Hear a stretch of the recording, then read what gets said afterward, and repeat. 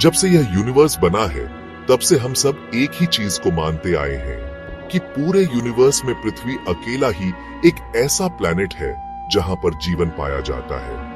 हमारे school college में भी यही पढ़ाया गया है।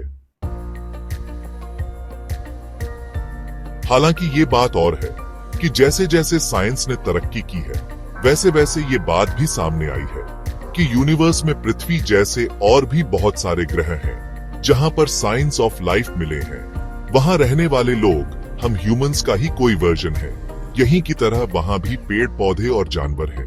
बस अलग है तो वहां के तौर तरीके और लोगों और जानवरों की सोच। सुनने में यह थोड़ा अजीब जरूर लगता है, लेकिन ये एक रिसर्च किया हुआ फैक्ट है। हमारी पृथ्वी जैसे ही एक ग्रह टाइटन की पहाड़ी पर काले रंग के कपड़े पहने 18 साल की उम्र का एक जवान लड़का अपने एक हाथ में खून से लथपथ खंजर और दूसरे में एक मरे हुए कछुए को लिए खड़ा हुआ था। खंजर से लगातार टपकता हुआ खून इस बात को साफ कर रहा था कि उस लड़के ने अभी अभी ही इस कछुए को मारा है। तभी उसके आंखों के सामने नीली रोशनी फैल गई और एक ट्रांसपेरेंट सी स्क्रीन सामने आ गई। उस पर लिखा था, काला कछुआ मारा गया, डेविल सोल हासिल नहीं हुई। 0 से 10 जीन पॉइंट्स हासिल करने के लिए इसकी एनर्जी हासिल करे।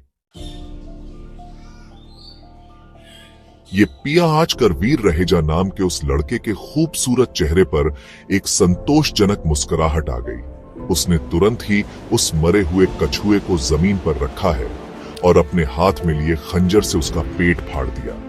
कछुए के पेट को फाड़ते ही वीर आंख बंद करके अपने हाथों को एक पैटर्न में घुमाया है और उसे कछुए की एनर्जी को अपने अंदर आती हुई महसूस होने लगी। फिर उसने पावर स्क्रीन की तरफ देखा जिस पर लिखा हुआ था, काले कछुए की एनर्जी हासिल हो गई है, आपको जीन पॉइंट्स नहीं मिले। वीर ने पावर स्क्रीन को हल्के से छूने की कोशिश की। स्क्रीन 1 सेकंड के लिए ब्लैंक हो गई। फिर उस पर लिखा आया, आपका स्टेटस फर्स्ट लेवल पार नहीं हुई, अब आपका लाइफ स्पैन होगा 200 साल। विकसित होने के लिए जरूरी पॉइंट्स 100 जीन पॉइंट्स, हासिल हुए जीन पॉइंट्स 69, डेविल सोल हासिल नहीं हुई।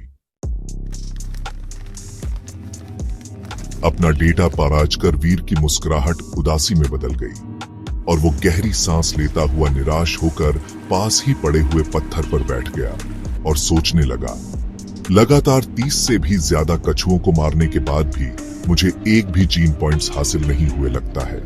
मैंने जरूरत से ज्यादा काले कछुओं को मारकर उनकी एनर्जी हासिल कर ली है। शायद इसीलिए मैं आगे और डेवलप नहीं हो पा रहा हूँ। 0 पॉइंट्स। पता नहीं मेरी फर्स्ट लेवल कब पूरी होगी और कब मुझे यहाँ पर कोई स्टेटस हासिल होगा। टाइटन ग्रह पर बने देव आश्रम में आए हुए उसे 3 महीने से भी ज्यादा हो गए हैं और इतना समय बीतने पर भी वो आज भी वही है जहां से उसने शुरुआत की थी। कहीं ऐसा ना हो कि उसकी पूरी जिंदगी यहीं देव आश्रम में ही बीत जाए और वो कभी आगे बढ़ ही ना पाए। इस ख्याल से ही वीर डर के मारे कांपने लगता है। नहीं, वो ऐसे हार नहीं मान सकता। वो ये कभी नहीं भूल सकता कि वो यहाँ पर क्यों आया है और उसका क्या मकसद है। अपने परिवार के लिए, अपने परिवार की खुशियों के लिए उसे खुद को साबित करना ही होगा, ताकि जब वो लौटकर अपने प्लेनेट वापस जाए तो उसकी माँ और उसकी बहन को उस पर गर्व हो। हाँ, वीर टाइटन ग्रह का प्राणी नहीं है, बल्कि वो पृथ्वी ग्रह से है। तो फिर वो यहाँ क्या कर रहा है और उसका क्या मकसद है, और सबसे बड़ी बात, वो यहाँ पहुंचा कैसे? तो ये बहुत ही दिलचस्प कहानी है। वीर भी बाकी पृथ्वीवासियों की तरह ही एक आम इंसान है। उसके पास सुपरमैन या स्पाइडरमैन या ऐसे किसी भी सुपर हीरो जैसी कोई खास शक्ति नहीं है, बल्कि वो तो जिंदगी की परेशानियों से जूझता हुआ 18 साल का एक आम लड़का है।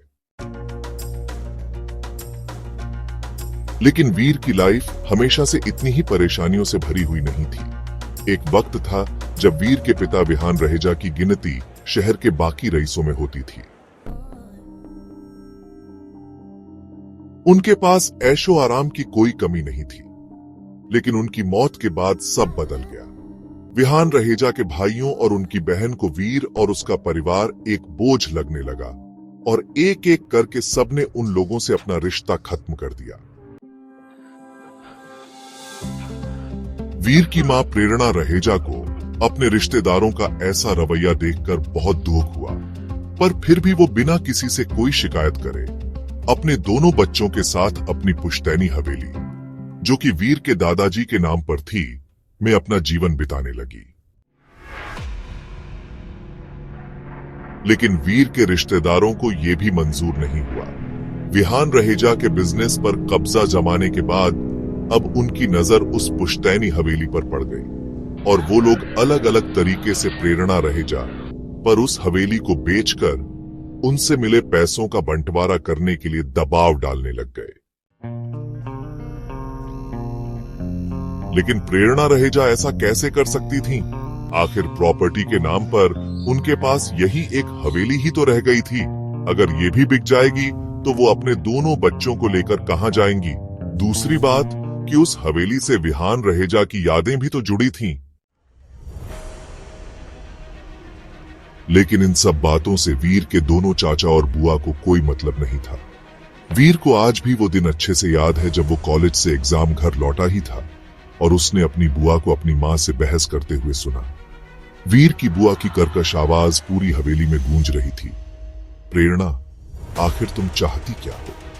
ये घर हमारे माता पिता का है और मेरा और मेरे भाइयों का इस पर बराबर का हक है। अब जब विहान भैया नहीं रहे तो हम उनकी पत्नी और बच्चों को परेशान नहीं करना चाहते। घर बेचने के बाद उनका जो भी हिस्सा बनेगा वो हम तुम लोगों को दे देंगे। लेकिन अगर तुम ये पूरी हवेली हड़पने के फिराक में हो तो हम ऐसा कभी नहीं होने देंगे। वीर के ताऊजी अपनी बहन की बात का समर्थन देते हुए कह रहे थे, बिल्कुल सही कह रही है मेरी बहन, ये हवेली हमारे माता पिता की विरासत है। इस पर हम सभी का अधिकार है और आप अकेले इस पर कब्जा नहीं जमा सकते। वैसे भी आप लोग 20 साल से ज्यादा से यहाँ पर रह रहे हैं, तो उस हिसाब से तो आप लोग पहले ही बहुत फायदा उठा चुके हैं। अब वक्त आ गया है कि हम इस हवेली का बंटवारा कर लें। अगर आपको ये वीडियो पसंद आया हो तो वीडियो को लाइक करें और ये पूरी स्टोरी को सुनने के लिए चैनल को सब्सक्राइब करें।